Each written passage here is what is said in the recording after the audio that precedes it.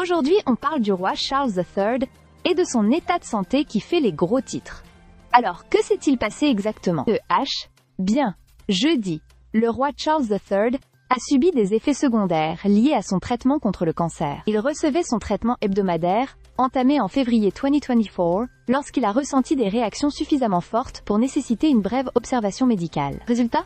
Il a été placé sous surveillance à la London Clinic avant de rentrer à Clarence House peu après. Par mesure de précaution, il a annulé ses engagements de jeudi après-midi, ainsi que ceux du vendredi. Heureusement, selon les sources royales, il ne s'agirait que d'un petit contretemps sur une route qui reste positive. D'ailleurs, vendredi matin, il a été aperçu quittant Clarence House, tout sourire, et adressant un salut au public.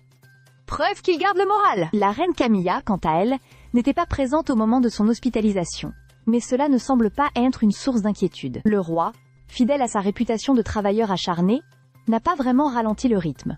Après son retour à Clarence House, il a continué à traiter ses dossiers et à passer des appels. Pour l'instant, l'agenda royal pourrait être légèrement aménagé afin de privilégier le rétablissement du monarque avant son voyage prévu en Italie du 7 au 10 avril. Cette visite, qui coïncide avec son 20e anniversaire de mariage avec la reine Camilla, reste maintenue. Depuis l'annonce de son cancer, le roi a su maintenir un certain équilibre entre ses obligations royales et son traitement. En mars, il avait un emploi du temps bien chargé, notamment avec une visite de 3 jours en Irlande du Nord et des rencontres avec des personnalités politiques, telles que Volodymyr Zelensky et Justin Trudeau. Cependant, des zones d'ombre persistent. Buckingham Palace n'a jamais révélé la nature exacte du cancer dont souffre Charles III, se contentant de préciser qu'il ne s'agit pas d'un cancer de la prostate.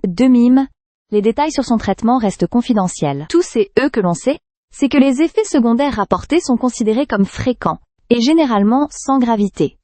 Alors, que retenir? Le roi Charles III traverse un épisode délicat, mais il semble toujours en bonne forme, et déterminé à remplir ses devoirs. On lui souhaite un prompt rétablissement, et on suivra, bien sûr l'évolution de son état.